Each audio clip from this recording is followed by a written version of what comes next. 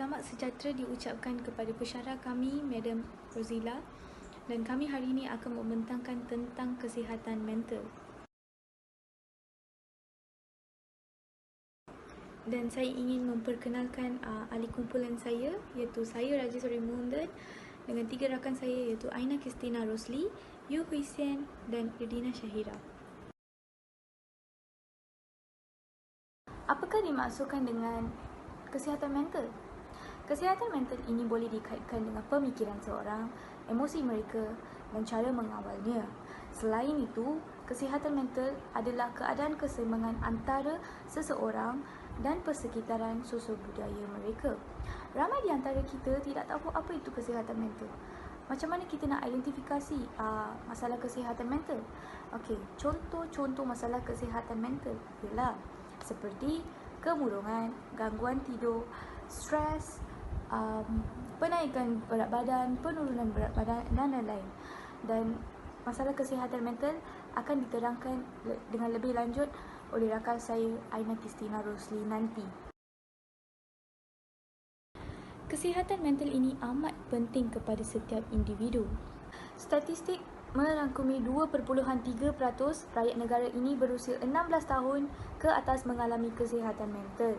Peningkatan yang ketara dalam kadar bunuh diri dan penyakit mental sejak sedekad lalu berpunca daripada tahap kesihatan mental yang lemah. Remaja berusia antara 13 hingga 17 tahun menunjukkan peningkatan trend bagi prevalent idea bunuh diri iaitu 10% berbanding 7.9% pada tahun 2012.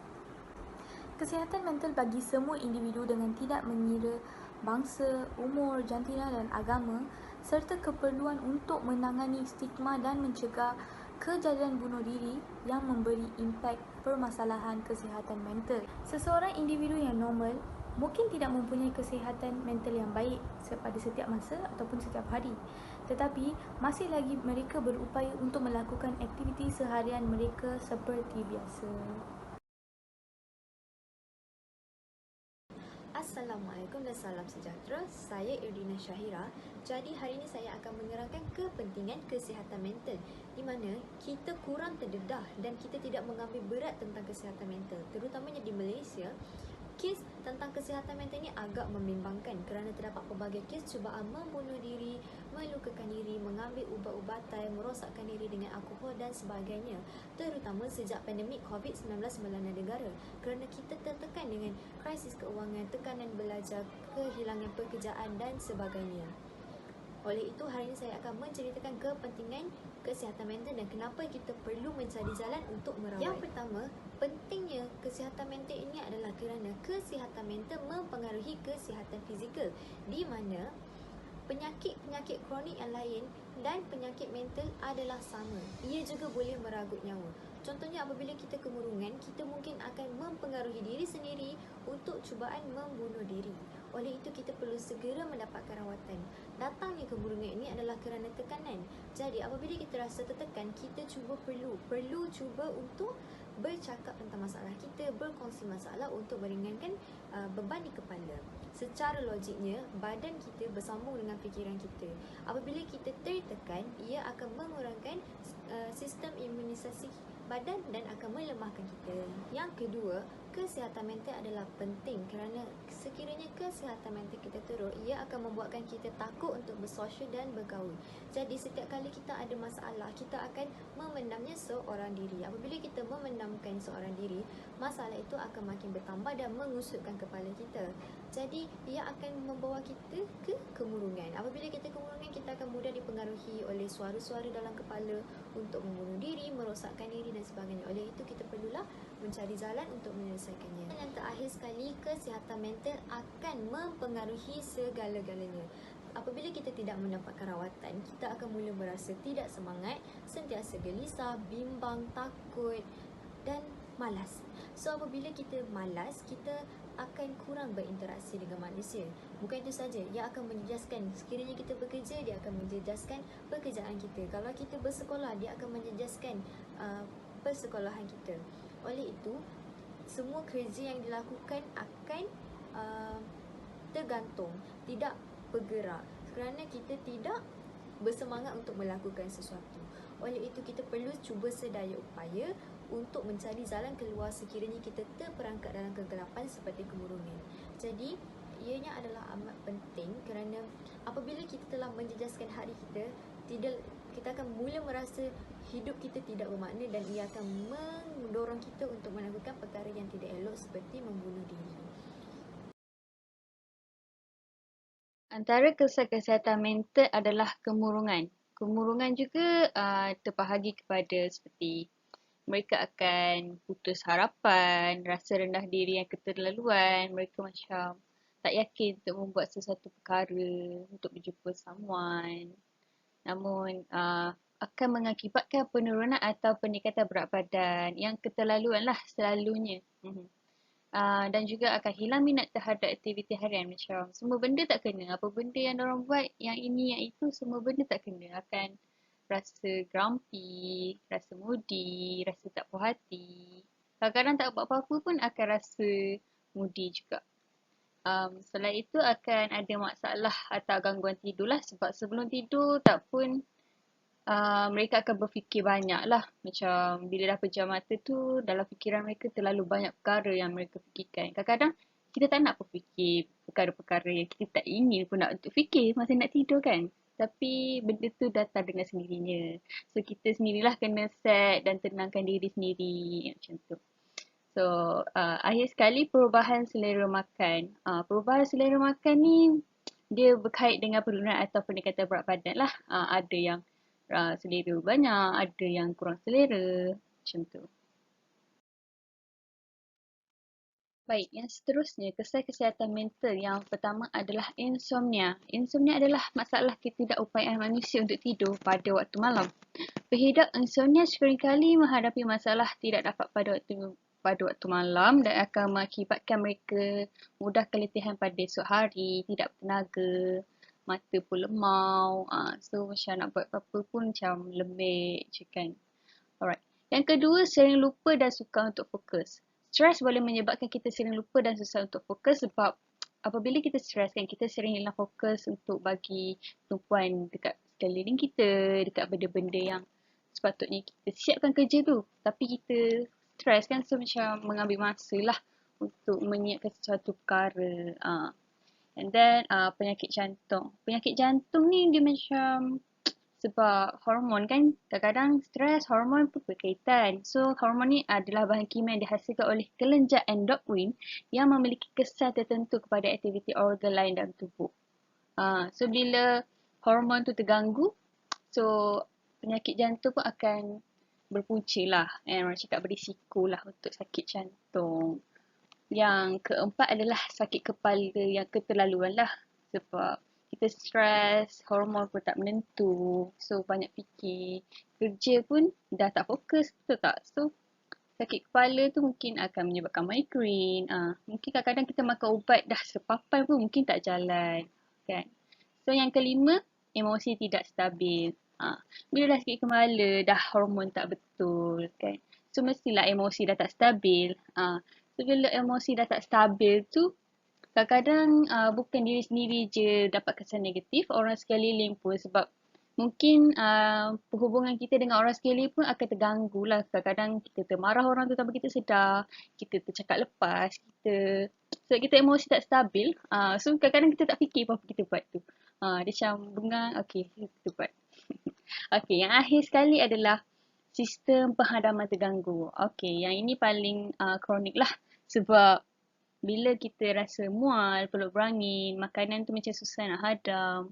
So, benda tu akan mengganggu kehidupan seharian lah. Bila dah penghadaman terganggu, sakit jantung, sakit kepala, emosi tak stabil, and then insomnia, kita letih. So, benda-benda macam ni akan mengganggu hari-harian kita lah. So, ini adalah kesan-kesan buruk kesihatan mental. Masalah kesihatan mental membawa banyak kesan terhadap badan manusia.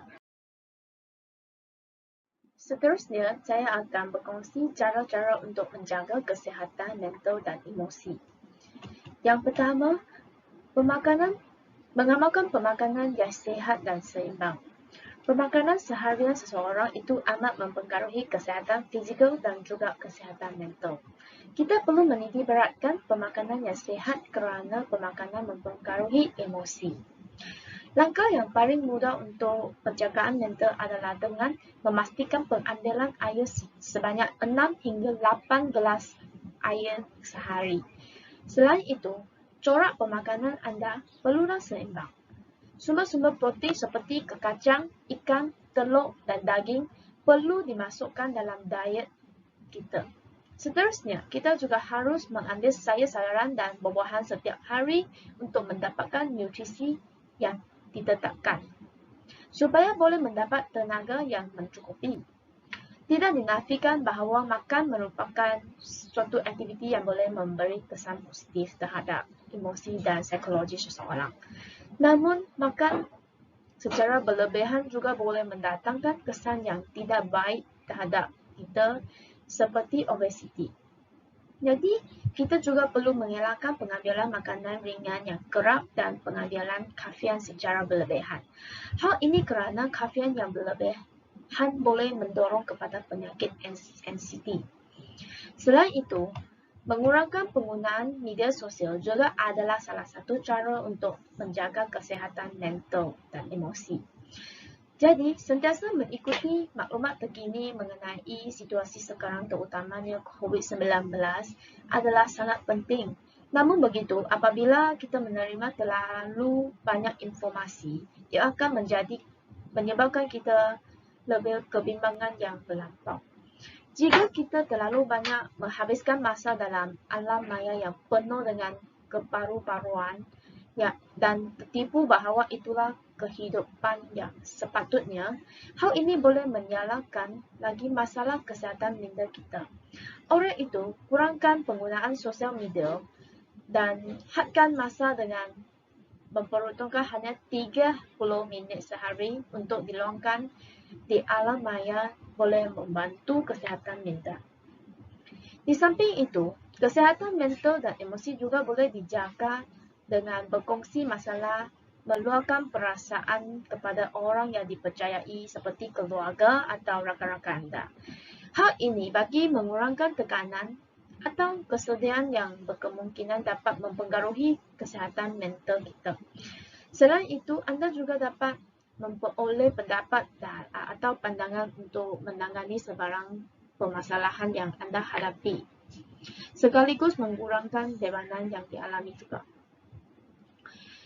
Seterusnya, kita juga boleh bergaul dengan ahli keluarga dan rakan-rakan, tetapi maksud bergaul di sini tidak semestinya kita perlu keluar dan berjumpa dengan mereka. Hal ini kerana pada masa kini adalah mustahil untuk berhubung dengan mereka secara berhadapan seperti dahulu kala disebabkan penularan wabak COVID-19 ini.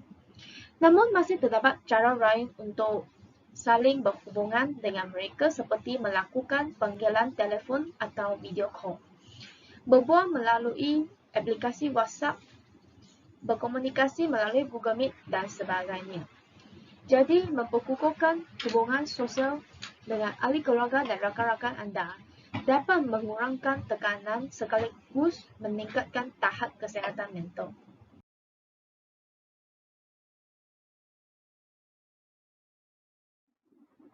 Sebagai tambahan kepada 4 perkara di atas, melakukan aktiviti senaman dan latihan fizikal juga amatlah penting untuk kita menjaminkan kesihatan mental yang optimal.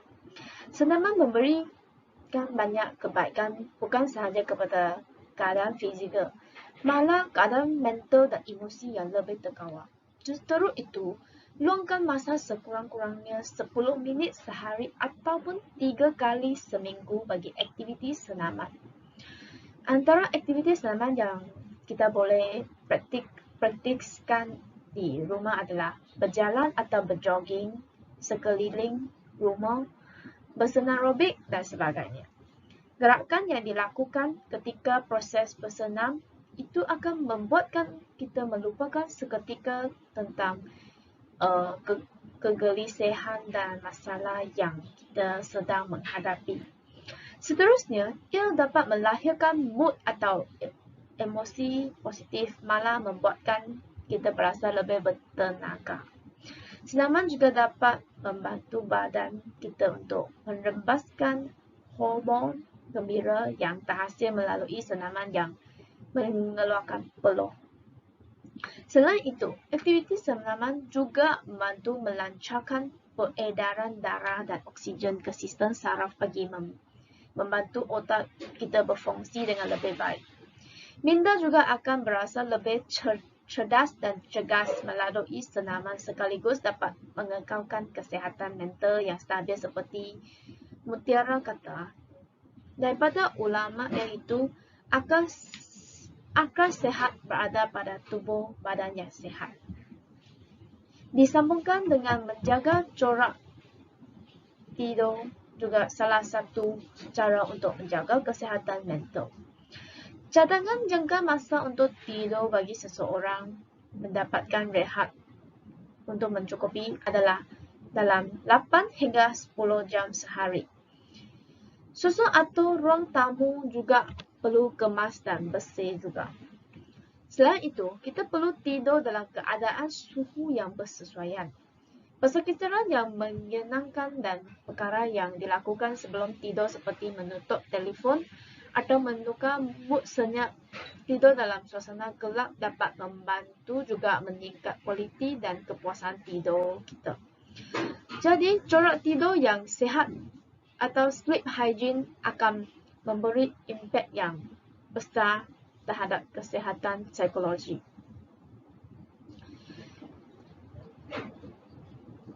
Akhirnya, antara langkah yang paling efektif dalam menjaga kesihatan mental dan emosi adalah berfikir dengan positif.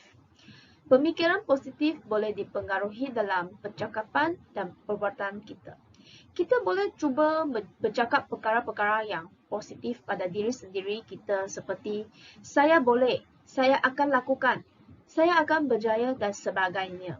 Berfikir secara positif ini dapat meningkatkan daya keyakinan diri serta dapat menjaga kesihatan mental sendiri juga. Manakala pemikiran yang negatif boleh menyumbangkan diri anda kepada stres dan kemurungan. Jadi setiap kali anda berfikir negatif, pastikan anda berusaha untuk berfikir sebaliknya dan bentukkannya dengan perkara yang positif. Justru itu, berfikirlah secara positif supaya anda dapat kekalkan kestabilan mental dan emosi anda.